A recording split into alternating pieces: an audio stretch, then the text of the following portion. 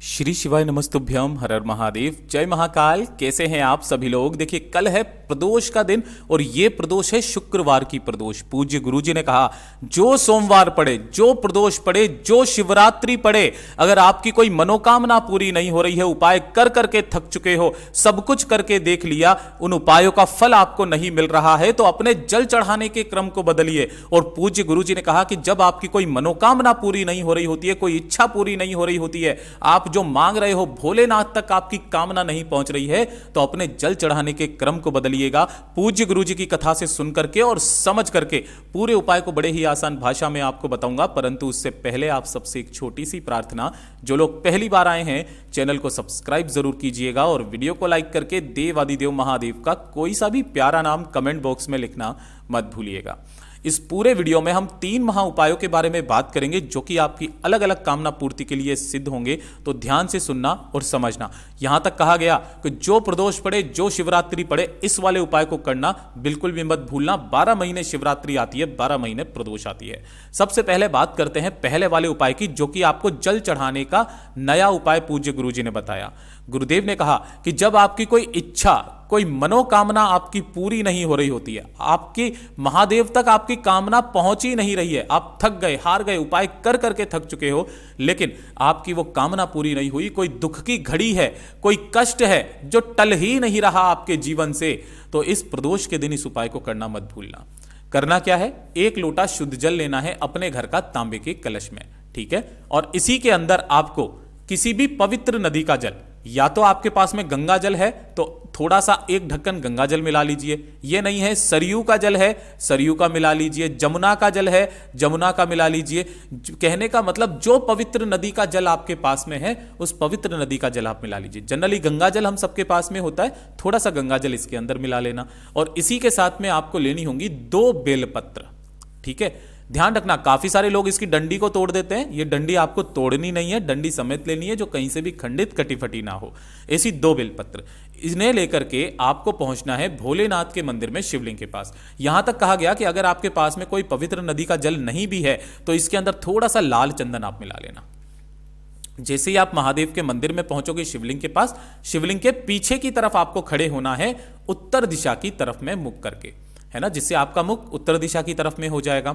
अब यहां पर जल चढ़ाने का क्रम बदल जाता है। पहले जब आप मनोकामना पूर्ति के लिए उपाय करते थे तो पहले 1 लोटा शुद्ध जल समर्पित करते थे, लेकिन अब यहां पर पहले आपको बेलपत्र समर्पित करना है। बेलपत्र, ये जो 2 बेलपत्र हैं, 2 स्थानों पर समर्पित करनी है। पहली अपनी कामना कहते हुए आपको जलाधारी पर समर्पित करनी है, इस तरीके से कि जो डंडी हो वो इधर की तरफ में लटकी हुई हो, ठीक है। और जो दूसरी बेलपत्र है वो महादेव की शिवलिंग पर समर्पित करनी है, इसी क्रम में कि डंडी जलाधारी की तरफ हो, बीच वाली पत्ती आपकी तरफ में हो, ठीक है। दोनों को इस तरीके से समर्पित करना है। उसके बाद जो जल चढ़ाने का क्रम है वो पूज्य गुरुजी ने बताया कि जो आप जल समर्पित करेंगे तो उस कलश का जो जल है, अब आपको डायरेक्ट शिवलिंग पर नहीं, ये जो जलाधारी वाली बेलपत्र है, यहां पर आपको उस जल की धार को लगाना है। जल की धार को लगा करके उसी जल की धार को आपको आगे बढ़ाते हुए ऐसे कटी भाग के चारों तरफ इस तरीके से घुमा करके और वापस इसी स्थान पर आना है, ठीक है। आ गए और आने के पश्चात फिर से वापस आपको जाना है ऊपर की तरफ, सीधा सीधा महादेव की शिवलिंग पर।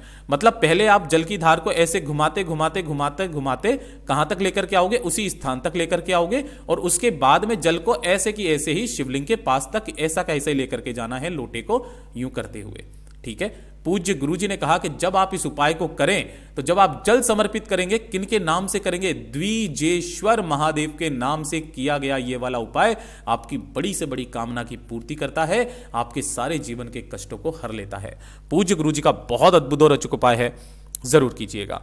बात करते हैं दूसरे वाले उपाय की, और ये दूसरे वाला जो उपाय है ये मेरे उन सभी भाई बहनों के लिए है जो कि बहुत ज्यादा परेशान है कि उनकी नौकरी नहीं लग रही है ना, नौकरी में, या फिर नौकरी भी कर रहे हैं तो पदोन्नति नहीं हो रही है ना, धन नहीं बढ़ रहा है, पैसा कमा ही नहीं पा रहे हैं, बहुत ज्यादा दुख में, कष्ट में अगर उनके जीवन बीत रहा है, तब पूज्य गुरुजी ने यह वाला उपाय बताया कि अगर आपकी नौकरी नहीं लग रही है, चाहे सरकारी हो चाहे प्राइवेट हो, है ना, पदोन्नति नहीं हो रही है, धन नहीं कमा पा रहे हो, दुर्भाग्य पीछा नहीं छोड़ रहा है, एक छोटा सा काम, 1 लोटा शुद्ध जल लेना अपने घर का तांबे के कलश में, ठीक है।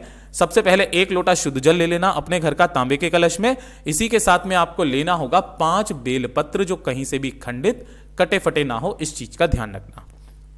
इन दोनों को लेकर के आपको पहुंचना है भोलेनाथ के मंदिर में, शिवलिंग के पास। किसी भी प्रदोष के दिन चले जाना, कोई जरूरी नहीं है, ठीक है। यहां पर आपको शिवलिंग के पीछे की तरफ बैठ जाना है, जिससे आपका मुख उत्तर दिशा की तरफ में हो जाएगा। आपका जो दाहिना हाथ है, उस दाहिने हाथ पर आपको 5 के 5 बेलपत्रों को इस तरीके से रखना है, ठीक है। और रख करके इसी के ऊपर आपने जो एक कलश लिया है, उस कलश को भी आपको इन्हीं बेलपत्रों के ऊपर अपनी हथेली पर रख लेना है और दूसरा हाथ आपको नीचे लगा लेना है। यहीं पर रख करके सबसे पहले आपको अपना नाम और गोत्र बोलना है। नाम और गोत्र बोलने के बाद में जिस तिथि को कर रहे हो, जैसे मार्गशीर्ष मास की शुक्ल पक्ष की ये त्रयोदशी तिथि जिसको प्रदोष कहा जाता है, वो बोलना है, फिर वार बोलना है और उसके बाद में अपनी कामना, जिस नौकरी के लिए या पदोन्नति के लिए कामना करने आए हो, उस कामना को बोल करके इस कलश को तो आपको नीचे रखना है, लेकिन जो ये 5 बेलपत्र हैं, इन 5 बेलपत्रों को एक एक करके महादेव की शिवलिंग के ठीक ऊपर आपको समर्पित करना है। किनके नाम से? तुम रुका महादेव के नाम से। मैं यहां नाम लिख देता हूं, तुम रुका महादेव के नाम से समर्पित करना।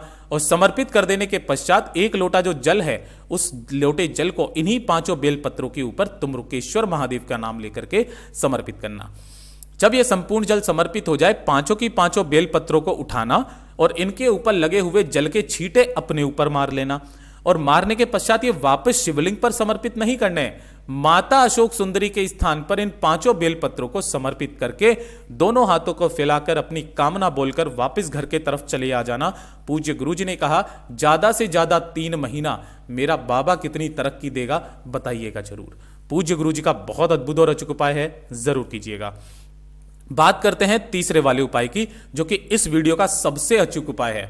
घर में धन नहीं आ रहा, परिवार में संपदा नहीं बढ़ रही है, वैभव में कमी आ रखी है, परिवार की सत्ता में कमी आ रही है, परिवार के मान सम्मान में कमी आ रखी है।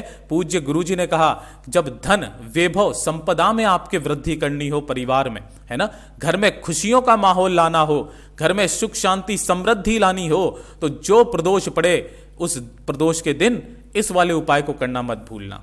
गुरुदेव ने कहा, अपने ही घर पर 1 लोटा शुद्ध जल लेना तांबे के कलश में।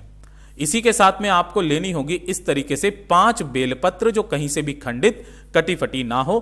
थोड़ा सा लेना होगा आपको पीला चंदन। अगर पीला चंदन नहीं मिलता है तो इस तरीके से अष्टगंध ले लेना, जिसके अंदर केसर भी मिश्रित होती है। और थोड़ा सा लेना होगा आपको घी। अब यहां पर ध्यान देना, चाहे 1 बूंद लेना, लेकिन आपको गाय का घी ही लेना है, ठीक है। अब जो आपने 5 बेलपत्र लिए हैं, इन 5 बेलपत्रों में से 4 बेलपत्र एक तरफ करना, 1 बेलपत्र एक तरफ करना। ये जो 4 बेलपत्र होंगे, इन चारों बेलपत्रों की तीनों पत्तियों पर आप लगाओगे घी। यहां पर क्या लगाओगे? घी। और जो 1 बेलपत्र आप लोगे, इस 1 बेलपत्र की तीनों पत्तियों पर आपको लगाना होगा, सॉरी, यहां पर ये जो 4 बेलपत्र हैं, यहां पर आप लगाओगे पीला चंदन। मैंने यहां पे लिखा पीला चंदन। और जो ये 1 बेलपत्र है, इस 1 बेलपत्र पर आप लगाओगे घी, ठीक है। अब इनको रखने का भी क्रम पूज्य गुरुजी ने बताया कि नीचे आपको 2 पीले चंदन की रखनी है। मैं यहां पर बता देता हूं, ये वाली दोनों पीले चंदन की रखनी है, बीच में आपको घी वाली बेलपत्र रखनी है, और ऊपर से फिर से वापस आपको 2 पीले चंदन की रखनी है। इस तरीके से आपको क्या करनी है? 5 बेलपत्रों को रखना है। इन 5 को किसी भी एक कटोरी के अंदर रख देना। इस तरीके से किसी भी एक कटोरी के अंदर इन 5 की 5 बेलपत्रों को आपको रख देना है। इसे रख करके पूरे घर में घुमा करके आपके घर में जो मंदिर है, उस मंदिर में जाकर के इस कटोरी को आपको रख देना है, ठीक है। किस दिन? प्रदोष के दिन। और इसी के सम्मुख में एक गाय की घी का गोल बत्ती का दीपक लगा देना। जब यह दीपक ठंडा हो जाए, चाहे प्रदोष के दिन चाहे अगले दिन, लेकिन यह कटोरी आपको रखना है प्रदोष के दिन।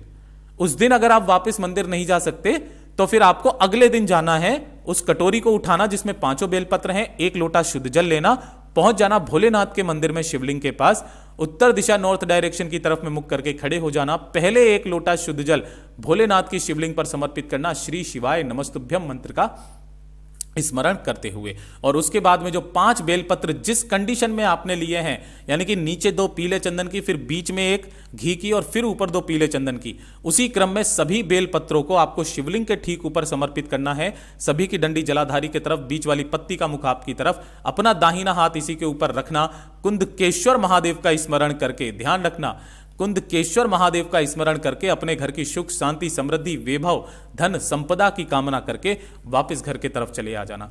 गुरुदेव ने कहा 5 प्रदोष का क्रम होता है महाराज इसका, इस वाले उपाय का, आप केवल 2 प्रदोष कर लो, मेरे बाबा उतने में ही आपकी कामना पूरी कर देगा।